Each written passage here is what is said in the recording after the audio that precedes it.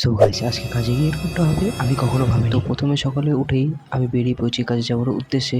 আর আজকে এই ডিজিটার কাজ আছে। তারপর আমরা পুরো ডিজিটাকে খুলে নিই, আর খুলে নিয়ে কোথায় কী আছে কিছুই প্রথমে বুঝতে পারি না।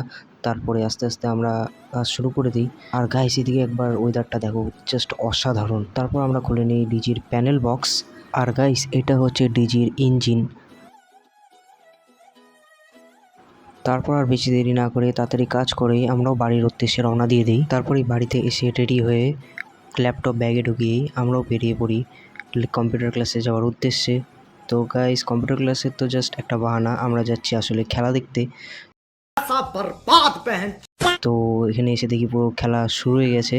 আর খেলা দেখতে দেখতে কিছুক্ষণ পরেও এখানে হাফ টাইম হয়ে যায়। তারপর হাফ টাইম শেষ হতেই আবারও খেলা শুরু হয়ে যায়। তারপর কিছুক্ষণ পরেই এখানে খেলা শেষ হয়ে যায়। আর খেলা শেষ হতেই একটু সবার ভিড় জমে যায়।